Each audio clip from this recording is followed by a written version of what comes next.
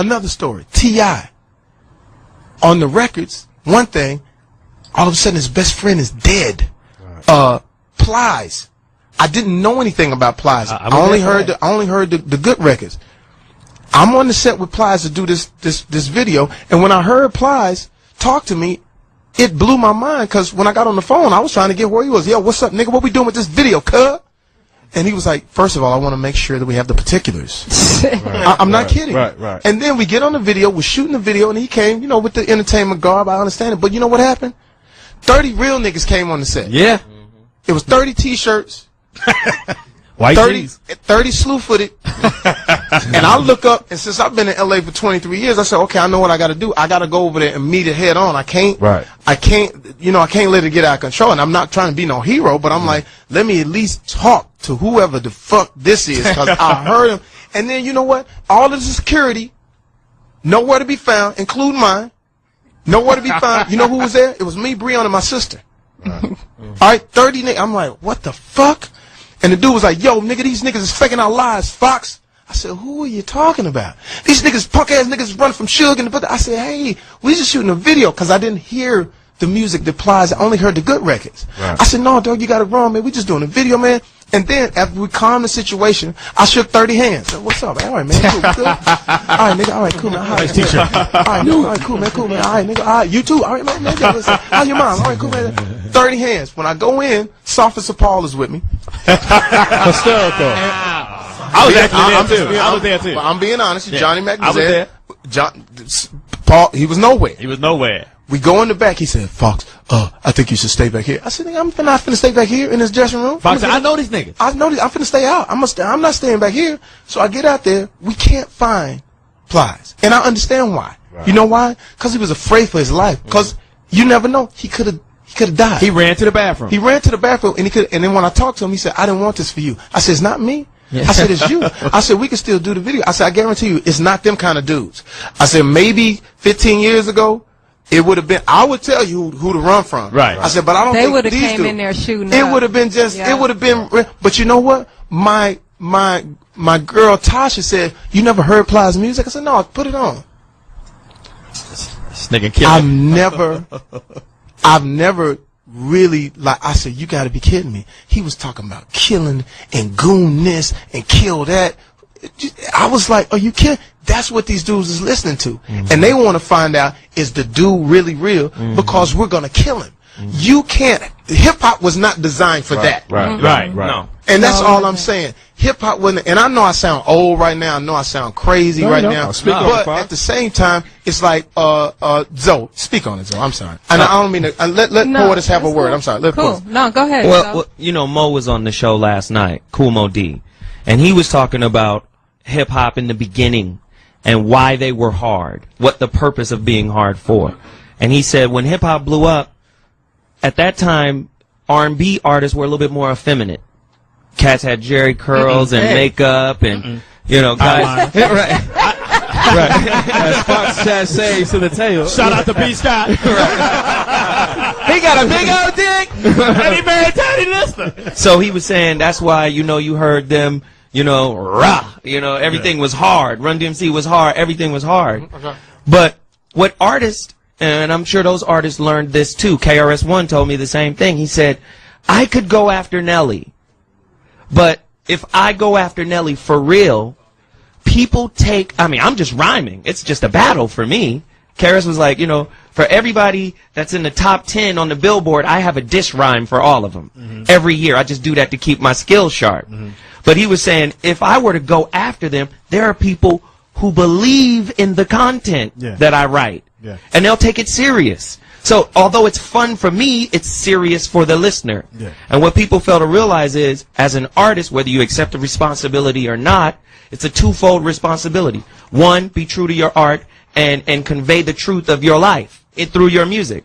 But two, take the responsibility of the effect that consciousness puts on someone else, the listener. But don't you have to be conscious to even be on that level? Because I know that I used to listen to the that hardcore shit all the time too, but now that I've become older and a little more conscious, I don't want it, in my subconscious. You know what I'm saying? So I don't. There's a lot of records that I don't listen to. But hip hop was supposed to entertain. But how do kids? I'm not supposed to be afraid but how of you do on the kids record. get there? The kids aren't there. They're not. They don't have that level of consciousness. But this is what I think. First of all, we raise the kids. Right. Everything that we do, and listen, at my concert, there was kids that were 10, 11, 12, 13, all the way up to 85. And there was certain, we didn't change our show, but there were certain things that we put in there for them so they could say, okay, we had this, we understood that. Right. But it's us. It's like what we allow.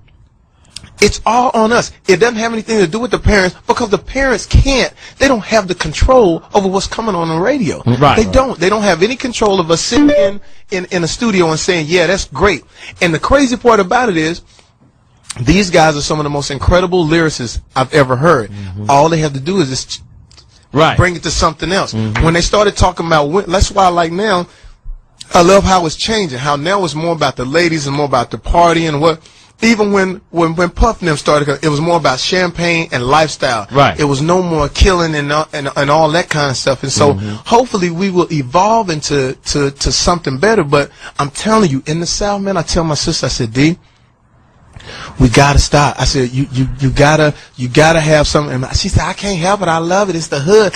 I said, yeah, it's the hood. I said, but the hood ain't supposed to be seen like that. It's not. Right. It's not supposed to be seen. Right. We're not supposed to be showing that side of us. Right. Because that side of us is going to ignite things. And now what it does, it makes me afraid. Like we went some places, like I believe it was Houston or some other cats, like, and when we went there, I was like, yo, I'm gonna tell y'all right now, and I told Officer Paul, I said, nigga, this ain't LA. Right. These niggas right here will absolutely shoot you with a single barrel shotgun. Right. It's that country, and they not playing that. So I would even tell Johnny Mac. Johnny Mac was in the South, popping off a little bit when we was in New Orleans. Popping off in New Orleans. I said, hey man, I said, let me explain something to you. They don't understand it. Right. LA is different. I said, but they really believe it. They really believe you from LA, hey, cuz they be doing whatever it is, right? And they really will step to you. So it's like me listening to NWA, I thought, still to this day, I think Ice Cube was one of the most incredible MCs ever. That's right. And that whole even in NWA days, he was really kicking some knowledge. He really despite was. What people. I understand because I know when he went solo, it's really when he really started kicking. Right, because he went to New York, he was hanging out with Public Enemy. Exactly. I think of that song. Yeah. Well, the first NWA. I say, "Fuck you, bitch." They were running and jumping and screaming and yelling. I didn't write the song. Story about a nigga like me. Never should have been let out to penitentiary. Gangsta. Ice Cube would like to say that I'm a crazy motherfucker from around the way. Since I was a youth, I smoke weed out. Now I'm the motherfucker that you read about. Taking a life or two, that's what the hell I do. You don't like how I'm living? Well, fuck you. This is a gang, and I'm in it. My man Dre will fuck you up in a minute with a right, left, you're toothless. And then you say, God damn, they ruthless. Everywhere we go, they say damn. And WA's fucking up the program. Can I just tell you? You just say about drinking straight out the 8 bottle. Do I look like a motherfucking role model? To a kid looking up to me, life ain't nothing but bitches and money. Cause I'm the type of nigga that's built to last. Fuck with me, I'll put my foot in your ass. See, I don't give a fuck cause I keep bailing. Yo, what the fuck are they yelling? Gangsta, gangsta. You gotta understand. Listen, I knew every word. Can I say this? Can I say this? How can you tell me from Texas that that's not true? Well, exactly. You cannot tell me that. But there's no way. That was from that first There's album. a part about we said they was yelling and jumping and screaming. Suddenly I see some niggas that I don't like. Walked over to him and said, what's up? First nigga that I saw, I hit him in the jaw. Ran, started stomping him, and so did E. By that time, got rushed by security. Out the door. But we don't quit. Ren said, let's start some shit. I got a shotgun. And here's the plot. Taking niggas out with the flurry of buckshots. Boom, boom, boom, boom. Yeah, I was gunning. And then you look, all you see is niggas running and falling and yelling and pushing and screaming and cussing. I step back and I kept busting. You cannot tell me that is not real. Okay, can I just say this? You cannot tell me that is uplifting our community. I'm not defending it, but can I say this? NWA started out, they did them records for fun. They did them records for fun. They were doing comedy records. They were influenced by Blowfly, Red Fox, and people like that. So they started out doing these records as fun, and then it turned into something else. Okay, well, it turned into what we just saw.